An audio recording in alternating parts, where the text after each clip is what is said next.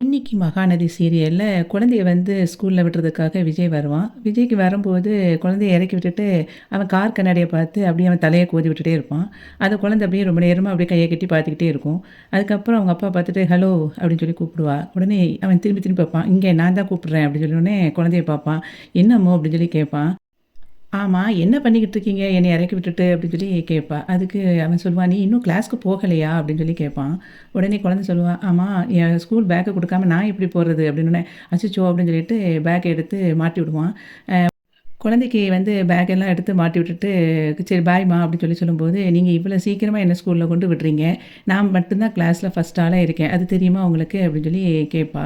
உடனே அதுக்கு அவன் சொல்லுவான், "அப்போ சரி, நீ வந்து கொஞ்ச நேரம் வெயிட் பண்ணு. அப்போ உங்க மிஸ் வந்துருவாங்கல்ல, காவேரி மிஸ் வந்தோனே நீ அவங்க கூட சேர்ந்து போலாம். ஓகேவா?" அப்படின்னு சொல்லி கேட்பான்.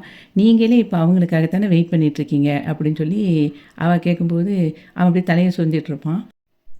2 பேரும் பேசிட்டே இருக்கும்போதே, அங்கேருந்து காவேரி வருவா. காவேரி வந்துட்டு, "என்ன 2 பேரும் பேசிட்டு இருக்கீங்க? இன்னும் கிளாஸ்க்கு போகலையா?" அப்படின்னு சொல்லிட்டு, அவ கேட்டுட்டு இருக்கும்போதே, காவேரி கிட்ட சொல்லுவா குழந்தை, "எங்க அப்பா தான் என்னை இங்கேயே இருப்போம்னு சொல்லி சொல்லிட்டாங்க." அப்படின்னோனே, இவன் அப்படி ஷாக் ஆகி பார்ப்பான்.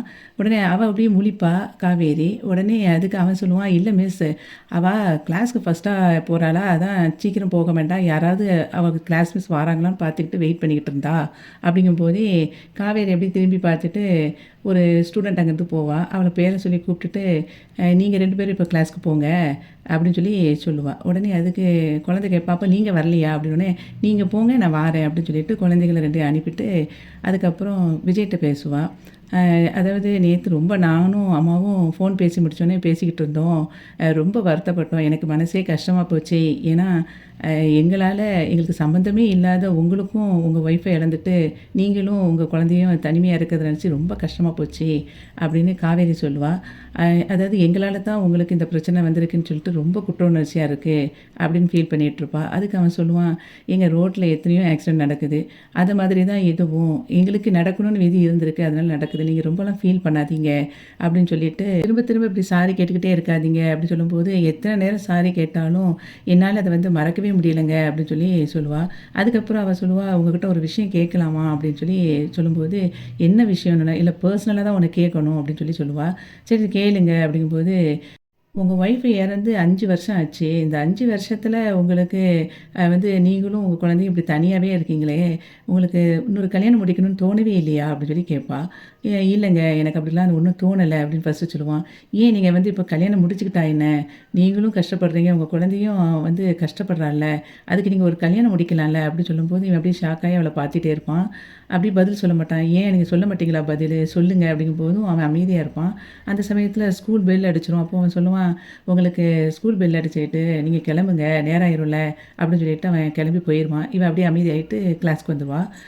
விஜய் காவேரி கிட்ட பேசிட்டு நேரா அவங்க அம்மா கிட்ட போவான். அப்ப அவங்க அம்மா கிட்ட நடந்த விஷயத்த எல்லாத்தையும் சொல்லுவான். அப்ப அவங்க அம்மா சொல்லுவா, "ஏன் மாப்பிள எந்த பதிலும் குடுக்காம வந்தீங்க?" அப்படின்னு சொல்லி கேட்கும்போது, "நான் என்ன பதில் சொல்லணும்? நான் வந்து இப்ப என் மனசுல என் ஒய்ஃப் தான் இருக்கிறா" அப்படின்னு சொல்லி சொல்லிட்டா. காவேரிக்கு வந்து என்ன தோணிரும், அவர் மனசுல ஒய்ஃப் இருக்கும்போது நம்ம பேசக்கூடாது அப்படின்னு சொல்லிட்டு என்னை விட்டு கம்ப்ளீட்டா விலகிருவா.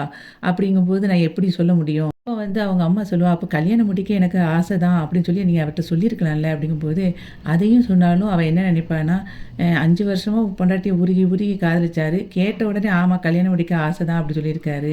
அப்ப இந்த மாரி மனசுல ஆசைய வச்சுக்கிட்டு தான் இப்படி பண்ணாரான்னு சொல்லிட்டு என்னைய கம்ப்ளீட்டா வெறுத்துருவா. அப்ப என்னைய வந்து காவேரி 2 பதிலுக்குமே ஒண்ணு என்னைய வந்து மனசால வெறுத்துருவா, இல்லைன்னா அவ ஒதுங்கி போகணும்னு நெனச்சுருவா.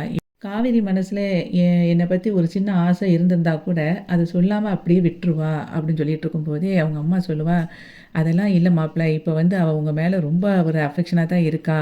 இப்ப அவளாவே உங்ககிட்ட கால் பண்றா. காவேரிக்கு வந்து உங்க மேல ஒரு ஆசை வந்துருச்சு. அவளுக்கு உங்கள வந்து கல்யாணம் முடிக்கணும்னு நெனைக்கிறேன்." அப்படிங்கும்போது, "அப்படியா? ஆமா. அதனால தான் அந்த மாதிரி பேசுறா. எந்த பொண்ணுங்களும் தன்னோட ஆசைய வந்து டைரக்ட்டா சொல்ல மாட்டாங்க. மறைமுகமா தான் சொல்லுவாங்க. அதனால அவ உங்ககிட்ட கேட்டு பார்த்துருக்கலாம். நீங்க இனிமே அடுத்த ட்ரிப்பு பேசும்போது ஏதாவது சொன்னீங்கன்னா, எனக்கு இஷ்டம் தான். என்னையும் அம்மாவும் கவனிக்கிற ஒரு பொண்ணு கிடைச்சா எனக்கு கல்யாணம் முடிக்க சம்மதம் தான்னு சொல்லி மட்டும் சொல்லுங்க. மத்ததெல்லாம் தன்னாலேயே நடக்கும்." அப்படின்னு சொல்லிட்டு அவங்க அம்மா சொல்லுவா. குழந்தைங்கலாம் லஞ்ச் டைம்ல சாப்பிட உட்காந்து எல்லாம் சாப்பிட்டுட்டு இருப்பாங்க. அப்ப அம்மா மட்டும் சாப்பிடாம இருப்பா. அப்போ அவளோட ஃப்ரெண்டு சொல்லுவா, "ஏன் நீ இன்னும் சாப்பிடலையா?" அப்படின்னு சொல்லி கேட்பா. "இல்ல காவேரி மிஸ் வரட்டும், அதுக்கப்புறம் சாப்பிடுறேன்" அப்படின்னு சொல்லி சொல்லும்போது, அந்த குழந்தை சொல்லுவா, "இல்ல காவேரி மிஸ் வரதுக்கு லேட் ஆகும்" அப்படின்னு. "ஏன்?" அப்படின்னு சொல்லி இவ கேட்பா. "இல்ல மிஸ் வந்து பிரின்சிபல பார்த்து பேசிட்டு இருக்காங்க" அப்படின்னு சொல்லும்போது, குழந்தை வந்து எப்படி எட்டி பார்ப்பா. அப்போ வந்து காவேரி மிஸ் வந்து ஒரு 2 மிஸ்ஸும் நின்னுட்டு, அந்த பிரின்சிபல் பேசிட்டு இருப்பாங்க. அந்த பிரின்சிபல் வந்து அப்ப சொல்லுவாங்க, இவ காவேரி கிட்ட, இந்த பாருங்க உங்ககிட்ட ஆல்ரெடி நான் சொல்லிட்டோம். ஒரு குழந்தைய மட்டும் ஸ்பெஷலா கவனிக்காதீங்க. மத்த குழந்தைங்களும் அதால பாதிக்கப்படுறாங்க. அவங்க அம்மா, அப்பாவும் ஒரு மாதிரி பேசுவாங்கன்னு சொல்லி சொல்லிட்டேன். ஆனா நீங்க வந்து அந்த குழந்தைய மட்டும் கவனிக்கிறீங்க. இப்ப என்னன்னா அவங்களோட அப்பா கிட்டயும் ஸ்கூல் கேட் முன்னாடி நின்னு ரொம்ப நேரம் பேசுறதா நான் கேள்விப்படுறேன். அது நல்லா இல்ல காவேரி அப்படின்னு சொல்லி அவங்க சொல்லும்போது, நெறைய அட்வைஸ் பண்ணுவாங்க. அப்ப பக்கத்துல இருக்கிற 2, 3 மிஸ்ஸும் அத மாதிரி சொல்லுவாங்க. அப்ப இவ சொல்லுவா, "இங்க பாருங்க நான் வந்து அவள மட்டும் கவனிக்கிறேன்ல, எல்லா குழந்தைங்களையும் கவனிக்க தான் செய்றேன். ஆனா இப்போ நீங்க நெனச்சு பாருங்க. எல்லா குழந்தைங்களுக்கும் அம்மா, அப்பா இருக்கு. அந்த குழந்தைக்கு அம்மா கிடையாது. அதனால தான் ஒரு ஸ்பெஷலா கேர் எடுக்கிறேன். அப்படி கேர் எடுக்கும்போது மத்த குழந்தைங்கள நான் கேர் எடுக்காமலாம் இல்லையே! அப்படின்னு சொல்லி சொல்லுவா. அப்போ அவங்க சொல்லுவாங்க, அவங்க அப்பாகிட்டயும் நீங்க பேசுறது நல்லா இல்ல அப்படின்னு சொல்லும்போது, இங்க பாருங்க அவங்க அவங்க ஃபேமிலி எங்க ஃபேமிலியும் ரொம்ப தெரிஞ்சவங்க.